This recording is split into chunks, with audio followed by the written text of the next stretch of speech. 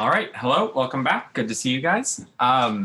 So this week we are going to morph our discussion from last week, which focused on the research article as a whole and how we should be evaluating that as a consumer of research, and start to talk about how we look at the research article, and in particular, starting with the lit review as a writer of research. So there's going to be a little bit of a perspective shift from last week into this.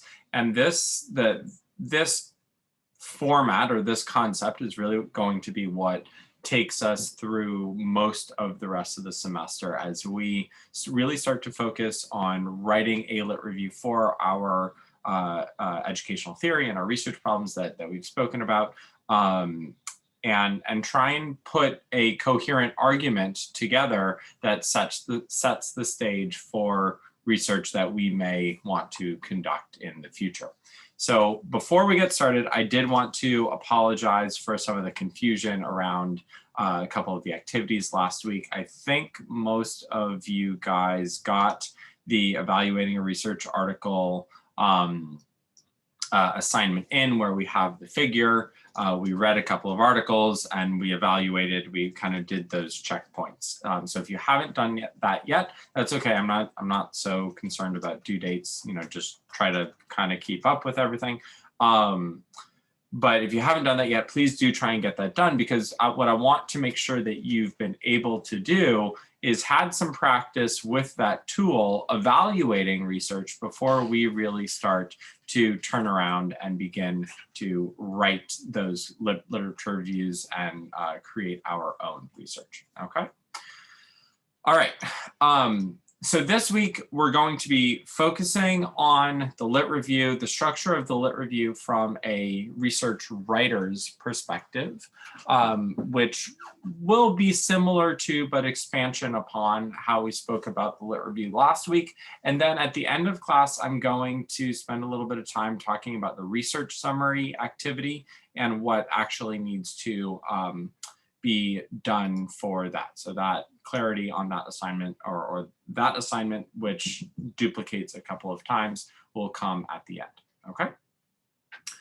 All right. So when we spoke about the research article as a reader and as an evaluator, the way that we looked at the literature review is, does the author set forth a problem that is real, that is valid, that is verifiable by data that currently exists in the world?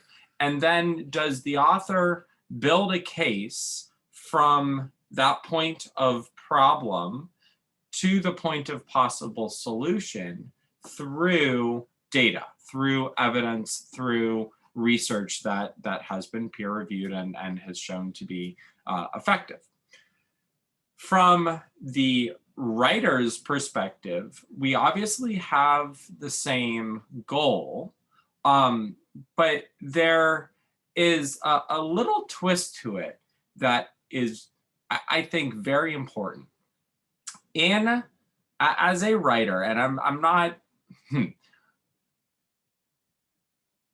I'll say it and then we'll see where it lands.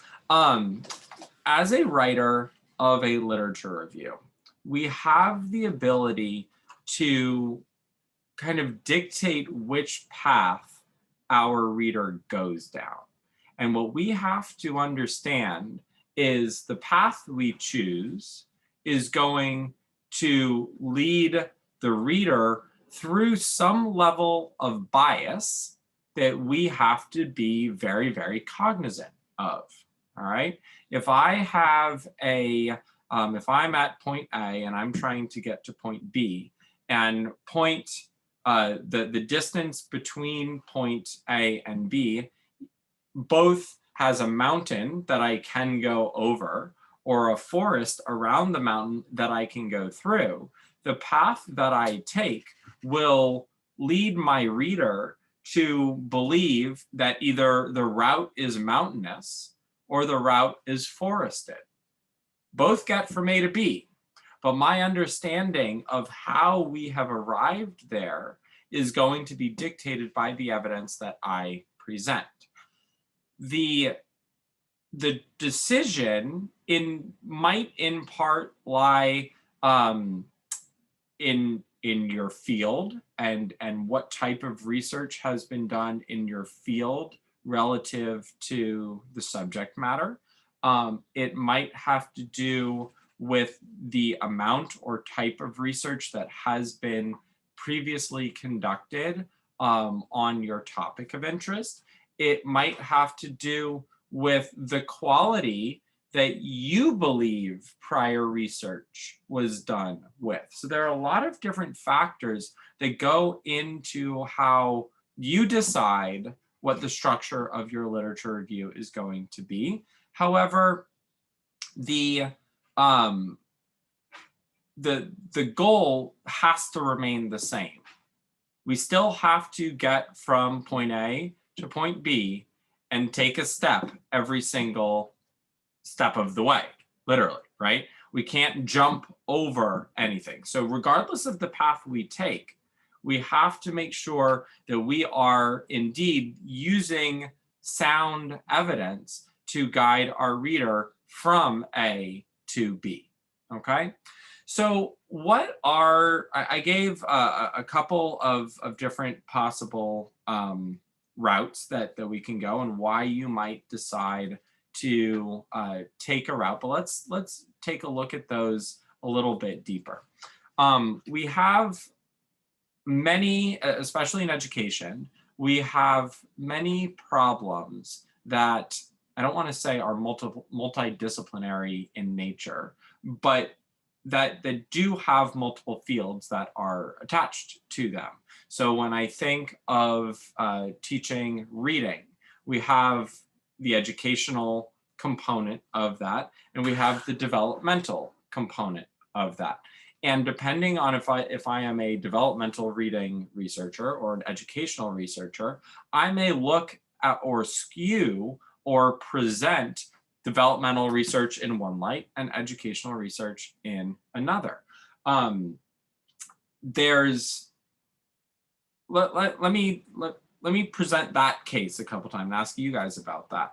A different example that is very meaningful to me has to do with the concept of observational learning.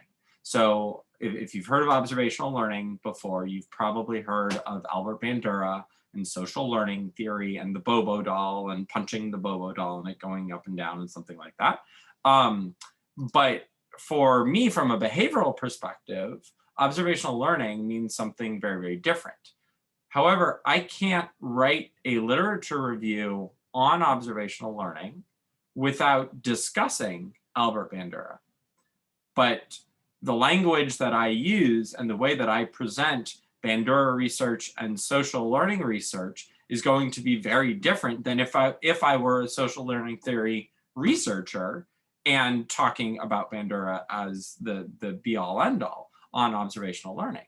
So starting with that concept and understanding that a research paper should be objective and quantitative and, not be biased, how do you guys feel about that? Or what have you seen in your readings that support or maybe authors that have effectively avoided that? Like how does that sit with you guys? That idea that a literature review almost inherently is probably going to have some bias built into it. What do you guys think about that? Chelsea, I get to call on you because you have your camera on. So I've been doing a lot of research on play-based learning. And my goal was to figure out how play-based learning affects early development. So Okay. reading skills, language skills.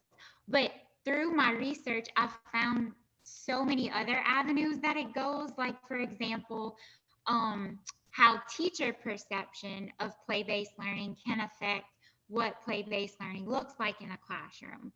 Also, the backgrounds of the students, their experience with play-based learning. And specifically, I'm doing kindergarten because I'm a kindergarten teacher, Mhm. and most of the research is on kindergarten, in Yep. kindergarten classrooms. But I don't really know if this answers your question, but I was just kind of taken aback from doing my research how many different avenues my one topic can really be spread.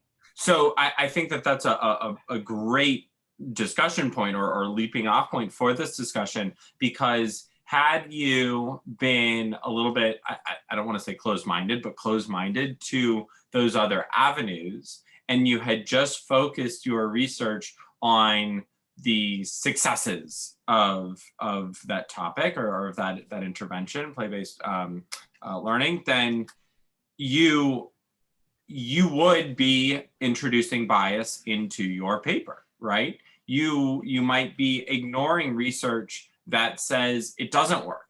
You might be ignoring research that says teachers hate it, or teachers love it, or kids hate it, or kids love it, or parents hate it, or any of these different iterations. So what you almost jumped or you kind of jumped a couple steps ahead in a really good way. The way that we almost need to approach our lit review here is, before we step on this path, we need to be letting our readers know what the options are and which path we're taking. There is a path that goes over a mountain. There is a path that goes through the woods. There is a path that goes around a riverbend, right? We are going to be discussing the path that goes through the forest, but one, that doesn't mean the other paths don't exist. And at the end, I may, or maybe even at the beginning, I might evaluate all three paths to the degree that I can. So what I love about what you said is, one, it shows the importance of doing your research and really developing your theory related to the research prior to building your own conception of what research needs to be done, and letting that inform how you are going to actually conduct your research. If I say, I want to do research on this intervention because that's what my school does, right? That might be well and good, but what if I find 15 articles that say this is not effective, this is not effective, this is not effective, this is not effective? I need to change my research concept, right? So we have to be open to what all those different paths are. Now, once we are aware of them, we still end up with the same question. How do I get from A to B in an unbiased way? Or what impact might my biases in the one thing that I am going to write? You have a million options, but you have to take one path, right? How is that going to impact my reader? Good. Excellent. I love that idea. Anybody else? Any thoughts? What has been your experience either reading an article or doing research with that concept of bias in the lit review? Go ahead. For me, only one of my articles really talked about the specific training that the teachers were given, that they all, for my topic, it is the effects of visual supports on the behaviors of children with autism. Mhm.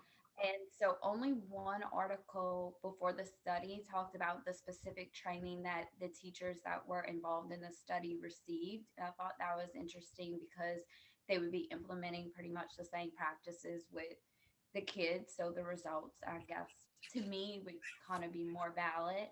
And then another thing that I saw was two of the articles commented on age being a factor of the outcome of using the visuals, and the other one kind of didn't mention that age had affected their data collection. Good. So let's draw that out a little bit, and I'm without knowing the articles or what they say or how you planning to use them, I'm going to put a couple hypotheticals in. What if that article that does not mention age happens to be the procedure that you're like grounding your whole theory in, your whole research study in, right? Like, oh my God, this is great. I love it. It's clear. I understand it. I think it works. I think it's appropriate for me. Great. That's my cornerstone, right? How do you treat the absence of discussing age in that one with the concerns that the other two articles present in discussing age, and like how do you put all of that together? It's a big question, but I think that is the purpose of this, because no one article is going to be perfect, right? It's not the point. No, the point of that there are no research studies where the point of it is to be perfect. You can't be, because you're only looking at one thing. That means there are going to be all these other areas that have imperfections in them. And it is other people's job to say, well, that was a hole here, so we looked at that. They didn't discuss age, so we are. Right?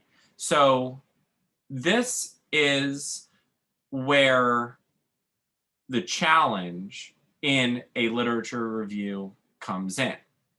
Our task in the literature review is to synthesize the prior research such that we present a well-informed landscape. I think the over the hills and through the woods analogy is actually a really, really good one here, right? Our ability to build a map that allows our reader to understand why we're coming from the direction that we're coming from is so critically important. The hard part is that we kind of have to do it without injecting our own words into it, right? We have to be able to use what's already available to us to get our readers to understand this. Now, let's say we're conducting some research. There is a clear, effective and efficient path to get from A to B, right? Like this is the problem exists. These interventions have been shown to be super effective, and 95% of people use those. Great, that's the tunnel through the mountain. But we're gonna take a walk through the woods. We're going to go this way, and I have to explain why, right? So maybe the research down that path hasn't been as clear or as well understood or been able to control for things. A lot of times what happens is when we have really robust interventions, it prevents people from stepping outside that line, right? There are certain educational processes that we generally buy into, right? And those are the types of things that you see in every classroom, almost without thought. Like, I have a classroom, so I have an alphabet on my wall. Well, why? What happens if I put an alphabet on my kids' desks? What happens if I don't put any alphabet? Or is there another way? What is the purpose of that? And is there another way to do that more effectively? So in those situations, we can acknowledge that the thing that currently exists is there, and it is what it is. We're not evaluating that, but we acknowledge its presence. And then our goal becomes to help our readers understand why we're looking at something different. And it is going to be rare that there's something that's so well established that we would that we would almost ignore it completely as a thing, just say it exists. But when the concept of using holes in prior research is going to have to guide us toward explaining why we took this path and why we're looking at this path in a little bit more detail. All right. It's rare that we're going to draw, and it's never the case that we're going to draw the whole map. There's one type of research where your job is to draw a complete picture, topographical map showing everything perfectly for everyone. There's one type of research that does that. That's a dissertation. A doctoral dissertation. You are being tested on whether or not you can draw that perfect map. The research article, literature review, is totally different. It's totally different. It's an examination of one path, right? And then it's saying, this little corner of the path is dark. That's what we're going to shine a light on. We're going to walk to that point and look at it and see if that makes this path more effective, more efficient, whatever it is that we're going to be. And that effectiveness can be in the form of replication. It can be in form of expansion. It can be in the form of generality. It can be in with any of these different purposes, but that's what we're really looking for. And the acknowledgement of those other paths is one way in which we can remove that bias that has a potential to sneak into our literature reviews. So do you see what I'm saying? That by acknowledging something's presence and just saying it's there, but we're not going to look at that because, that allows you to evaluate your research topic in your own way. The stronger the theory, the more we're not looking at this because you have to do. Does that make sense? Do you guys see that? So if, if I'm totally beating a dead horse with this analogy, but I really, really like it.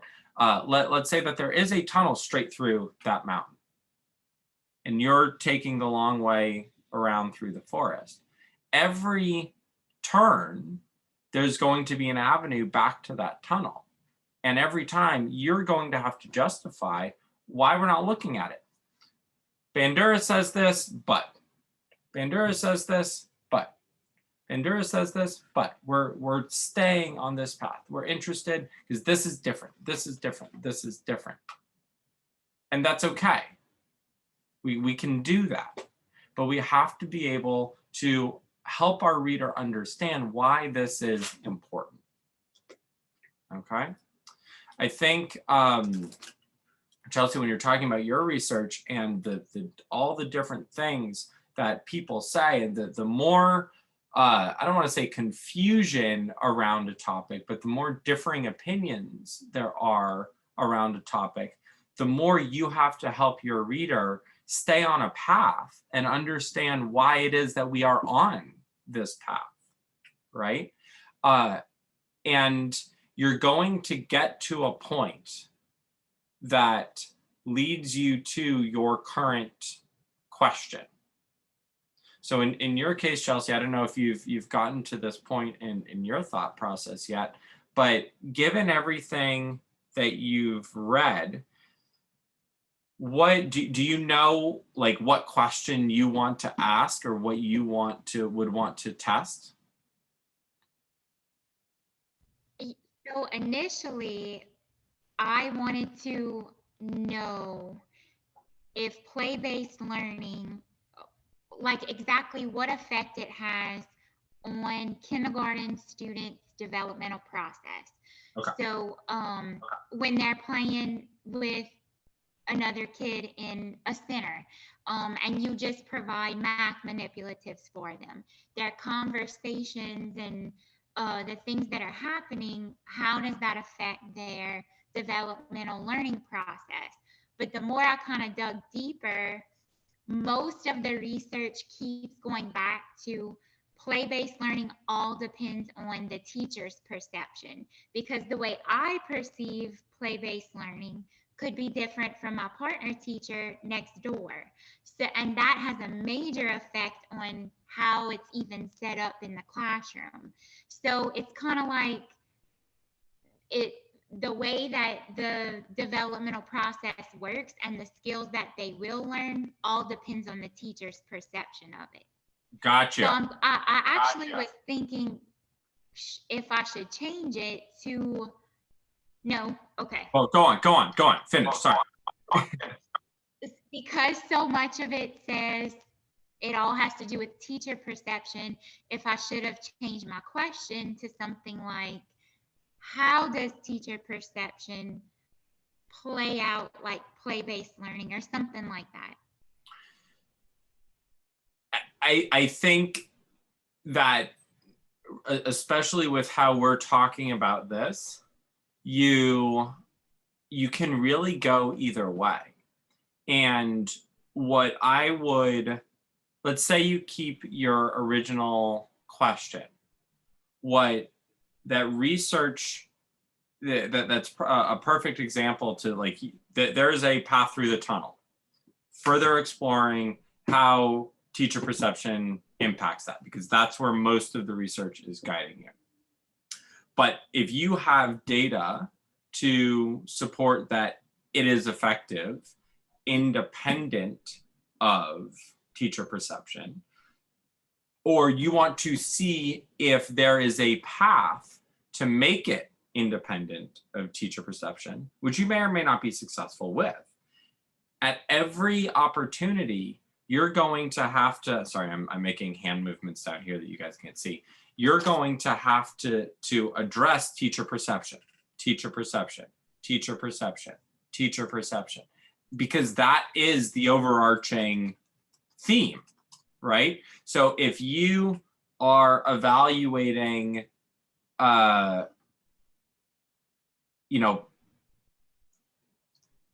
learning in terms of math, and does teacher perception, how does teacher perception view that? Well, were these studies done just with math teachers? So is it a play-based learning perception or is it a math perception? Okay, if I'm an ELA teacher, I don't think play-based learning works for math because I hate math, but I love it. I'll put books in my students' library all day long. I'm not going to put math manipulatives there, right? So that has nothing to do with play-based learning. That's addressing a deficit in the theory that teacher perception of play-based learning is having an impact, right? So because there's this predominant component, we need to make sure that, again, we don't ignore it. Yes, I recognize that's there, but we're going to address that this way, or that differs from my theory in this way, or from this research in this way. And again, you may get to the end of the path and dead end and say, given all of this, these outcomes end up supporting going through the tunnel. It's a giant rock wall here and I can't keep walking. And that's okay. That's okay. You would have then closed off that path for future researchers. And getting to a dead end is great. It's super helpful. Okay. So finding out, the grand scheme, the totality at the start is so important for allowing us to present research in this unbiased way. Really good researchers will be able to write these parts of their lit review, so you have no interest in even walking down those other paths. They're just being like, this is it. This is the thing. This is where we want to be looking. But the more, it's almost like the more convinced you are of something at the beginning, the more red alert sirens should be going off, because you're being, you feel that you should feel that you're being hidden from something that you may need to evaluate. All right. So in that that evaluation tool, you're looking at breadth of research that is presented in the lit review, and the more that is presented in a clear and concise way, the better off we're going to be. Okay. Good. Any questions on that? That was a big component. All right. Let's talk a little bit about how we present other people's research in our lit review as part of our own evidence. Writing and summarizing in a really concise way within the lit review is really challenging.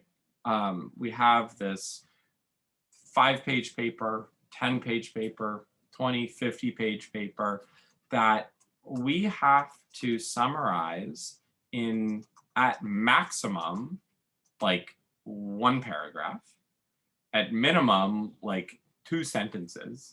And if we're really lucky, if this is the one article that we are really resting our research on, maybe I get a paragraph and a half of summary, and then it's all synthesis after that. How does this relate to this? How does this relate to that? How does this tie into this? So how do we choose our words in such a short period that communicates the importance of the findings, the research, the outcome in a meaningful way to our readers? That's the question. So from looking at all the parts of a research article in total, lit review, all the different components of the methods, the results, the discussion, what do we include in our summary of the research? What do you guys think? I actually did mine because I thought it was due. So mine is like really long. And now I summarized each part, like who are the participants, kind of how was the method set up, kind of their background. I guess that's out of order, but first their background of like why they did the study in the first place, and then I summarized the results. So for each of the 3 articles that I did, it was probably 3 paragraphs for each article. Okay. Summarize each part, but I mean, now I'm seeing that probably wasn't right. It's not that it's right or wrong. It is a shaping process. So I love that you're coming in with that starting point. And what I want you to, this is an extremely hard concept to train into people, especially in such a short time. But your first thing to know is that your models for how to write a lit review and how to summarize articles are the articles that you read. And how do they write a lit review? How do they summarize articles? So you're going to be hard pressed to find an author who spends 3 to 4 to 5 paragraphs on one article in their lit review, right? So knowing that that's probably too much to go through all those different components, the question still stands. How do we do that? What do we focus on? I know that when I'm reading an article, I always highlight just key points that stand out to me. And then I go back, and when I'm ready to write, I figure out how can I make those key points that stood out to me flow within my paper. Good.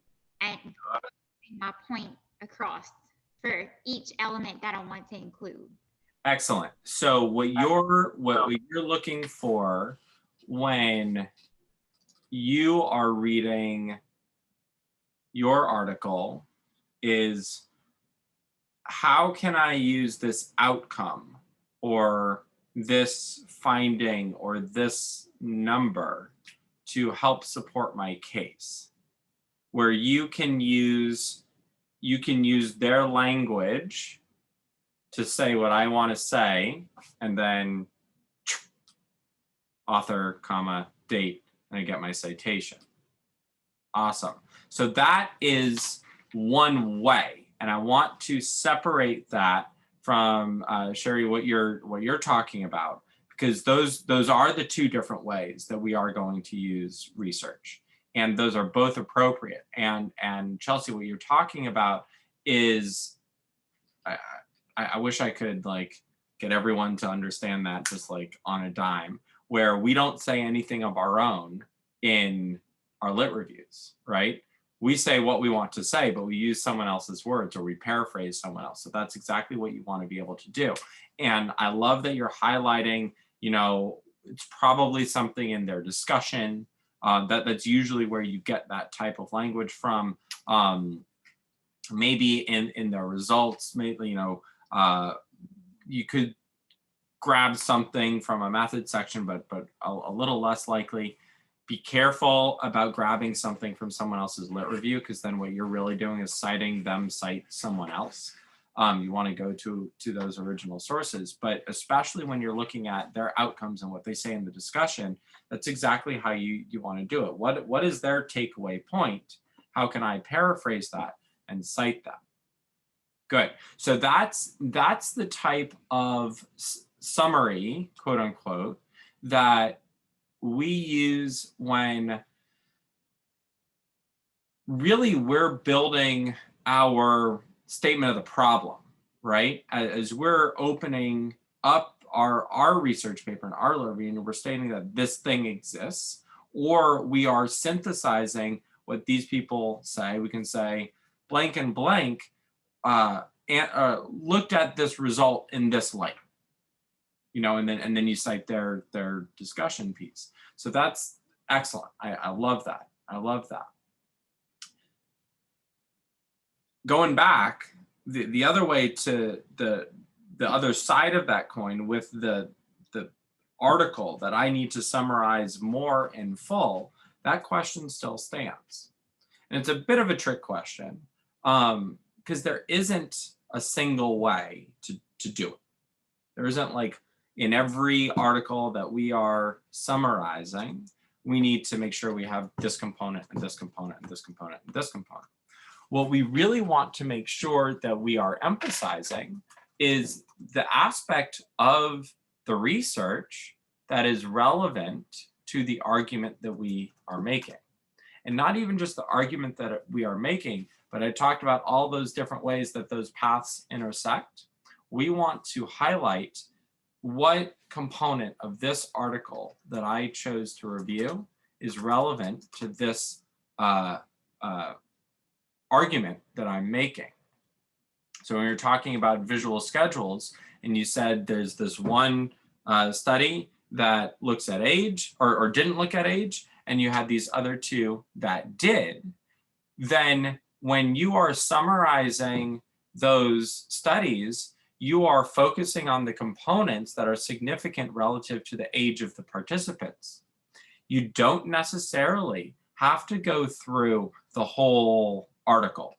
You don't necessarily have to have, this was their rationale, this was their methods, these were their participants, these were their variables, these were their results, this is how they said it. You can just say studies by blank, blank, blank, and blank, dates, whatever you cite, focused on the use of visual schedules with older and or younger children. These methods were similar to, not exactly the same, that doesn't even matter, but similar to those methods used by probably some article that you've already cited and discussed, because that's your cornerstone article, were similar to blank. However, their findings found that the use of visual schedules for older children were not as effective as they were for younger children, or vice versa, right? So you take because you've maybe spent a little bit more time on that central study that you're probably maybe going to replicate. Now I'm saying these future studies, or these later studies, took that concept and evaluated it relative to these other variables. And I can basically just say that.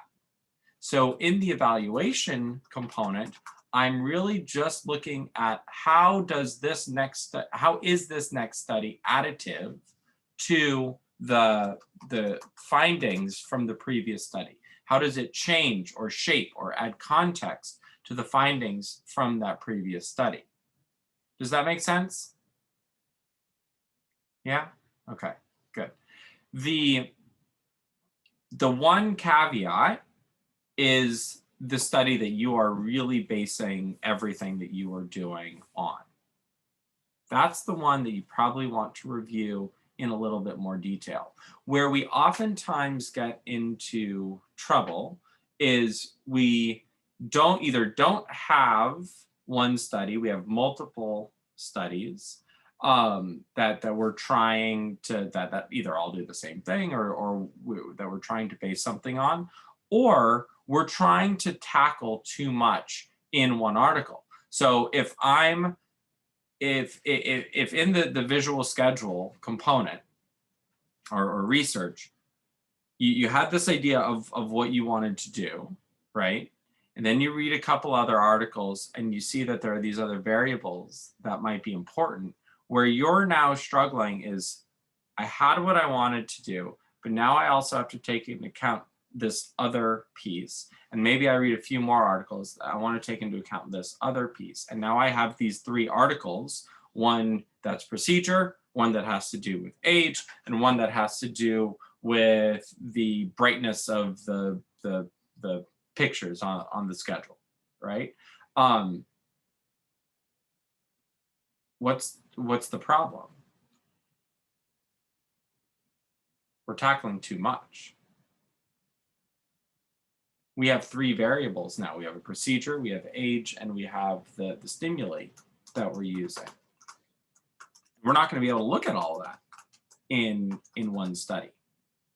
So if I were trying to look at all of that, again, which I'm not, I would need that 3-paragraph summary of procedure, the 3-paragraph summary of age as a variable, and that 3-paragraph summary of stimuli as a variable. But now I've introduced really 3 independent variables, and I'm not going to be able to analyze these in any way, shape, or form. So I now have to back up and narrow my research question. By then narrowing the research question, I will be able to focus in on one of those studies. What I can then do is look at the other studies, again, how they provide context, how they inform, how they change the analysis of that cornerstone article's research. And that becomes what I'm taking into account. All right. Good. Still didn't totally answer the question, which is fine. I would say, as a rule of thumb, you're going to want to make sure that the reader has an idea of what the article looked at, right? What was their problem? Because if their problem was adjacent to your problem, we need to know. If their problem looked at a component of what you're looking at, they need to know. So studied the effects of visual schedules on different age children. Studied the effects of the effectiveness of play therapy or play-based learning, sorry, with teachers with different biases, or attitudes. So you state what it's learning, or what it's looking at. It's very common to cite or communicate the design of the study using a multiple probe design, using an ANOVA, using a whatever, because the design of the study is going to help determine how we look at those outcomes. Remember what I said last week when I briefly spoke about design. The design determines how we can analyze any data we have, right? I can't draw certain conclusions from certain types of designs. So as I'm summarizing this, it's becomes almost a throwaway line, but having it in there allows us to analyze or to understand the context under which the analysis comes from. So using a multiple baseline across participants design, blank, blank, and blank, tested the effects of visual schedule on compliance of 8-year-olds with autism or of younger children with autism. I just gave you a ton of information in 2 sentences. Now, if I am basing my study on their procedure, then at this point, I'm going to talk about the different variables, how the independent variable was implemented. I'm going to spend a little bit more time on that. Visual schedules were developed based on this, this, this, and this. They were implemented this way, but it's quick. You're citing it. So if someone else wants to understand, they can go back and take a look. But our reader is trusting you as the researcher that the outcome, the summary that you are providing is meaningful. Okay? We don't have to go through each of those different components. Then we get to the point of it. The findings showed, boom, we're into results and discussion. And when you are trying to synthesize research, that's what matters. That's really what matters. We have to give our reader enough so that they can trust the analysis. Finding what those meaningful components are, that takes practice, that takes time, but that's when you're reading lit reviews, that's what you're looking for. Okay? So how then do or might we put this analysis together, the synthesis together? Do we, and I'll spoil the question a little bit. Again, there's no one way to do this, but do we present all the evidence and then synthesize? Do we go down one path and then synthesize, and then another path and synthesize, and another and synthesize? How, sorry. Excuse me. How are we to determine what the synthesis looks like? How are we to determine how much evidence is enough? How are we to determine that we've made our case, right? So how do we wrap all of this up? Again, it's going to go back to what is it that we end up, one, what do we find in our research? And two, what do we end up actually wanting to study? In most cases, there's going to be a broad range of research on a given topic, and not all of it is going to be relevant to the questions that we are going to ask. So we have the opportunity to, again, either acknowledge or omit, or just say it's there, but it's not significant. And that can be dealt with in any number of different ways. So when, and what do I really mean like that by this? So if I talk about play-based learning, there are lots of other ways to learn, right? When do I acknowledge those? How do I synthesize the research on play-based learning with all the other research on all the other types of learning, right? How, and again, I don't have a concrete answer for you guys because it's going to depend so much. But how do I put all of this together? That's the challenge for you, and that's what you're going to be trying to do. So what's the takeaway here? What's the takeaway? I really like this analogy of the different paths from point A to point B. And in order for us to make a well-informed, not even well-informed decision about which path to take, but a well-informed evaluation of the significance of the different paths, we have to have as much information or as complete a picture to look at. The lit review is only one component of that. The method section is our own journey on the path through results, through discussion. I can't evaluate the method section in a vacuum. I have to be able to evaluate that methods relative to everything, and results and discussion relative to everything else that's been done. And again, that's what the lit review provides. All right.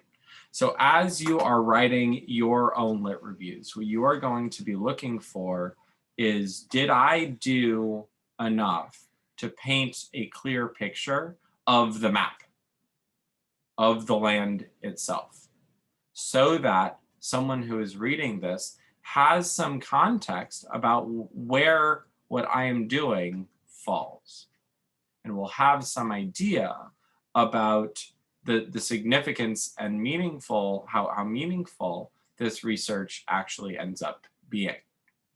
It could be that I have a great study that's really meaningful.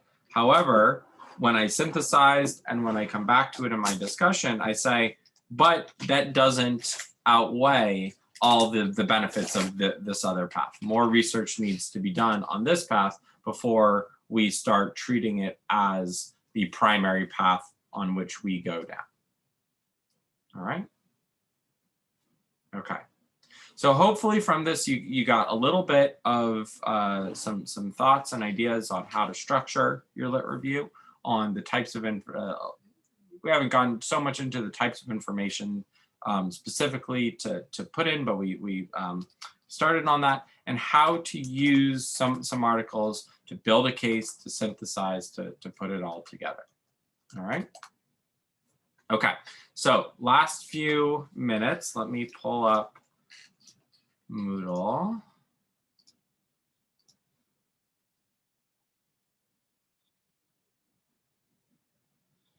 I'm going to go over the different components of the research summary really quick.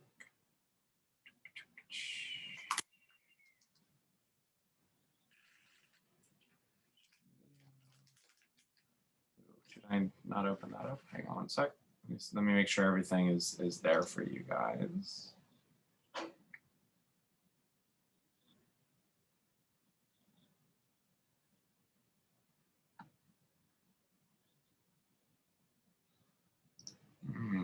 I may have tricked myself.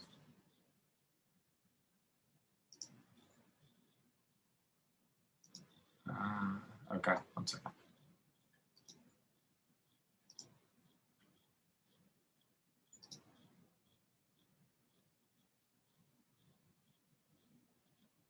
I forgot that I have a different research summary.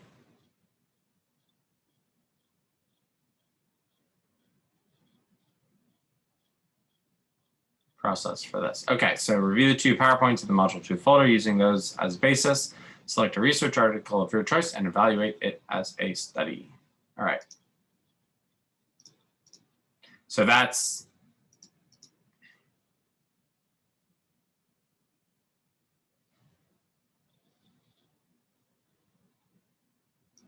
I have not convinced myself that that is what I want you to do, but that is what we'll do.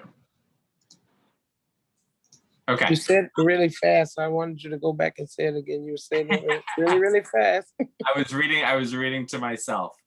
So let me hang on one second.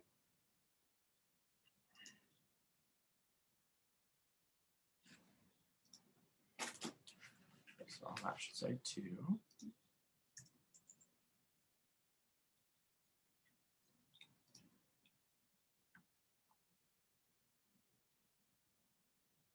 All right, we'll stick with that.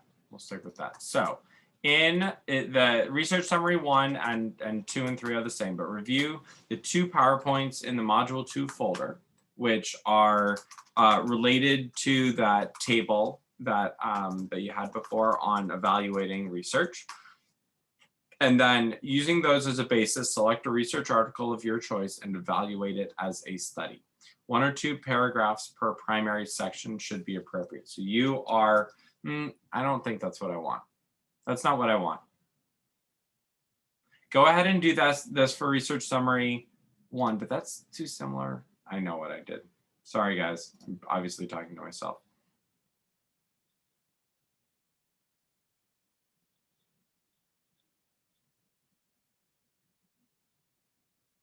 I'm going to rewrite the research summary projects right now.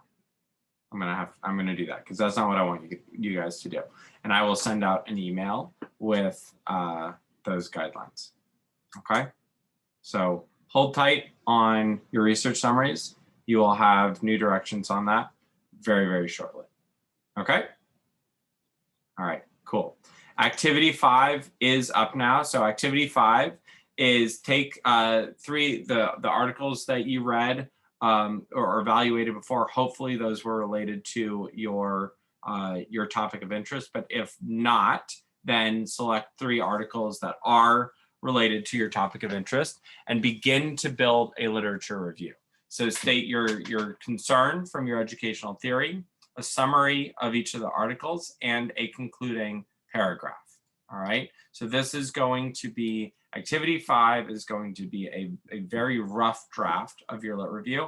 I'm gonna push the due date back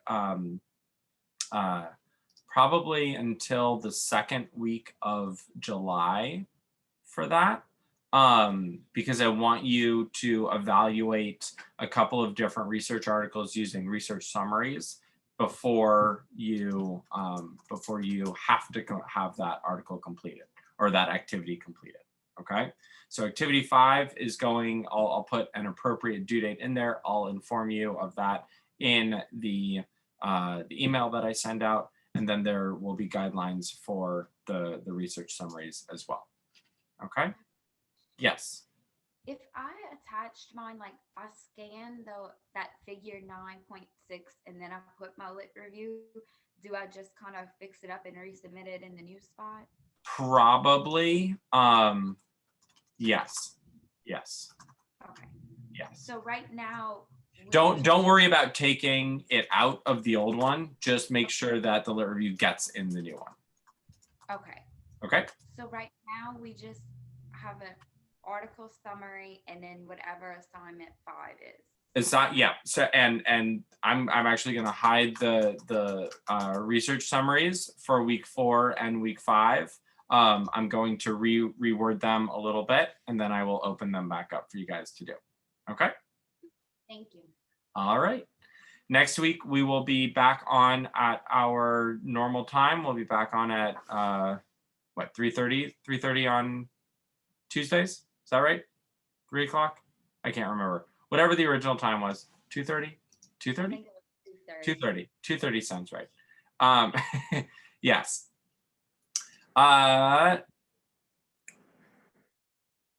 Next week I have the no class for break. I'm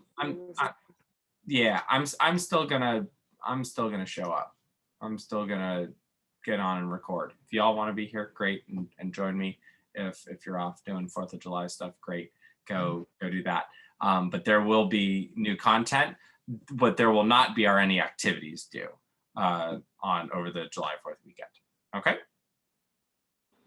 Sound good? All right. Have a good one. I'll talk to you guys later. Bye.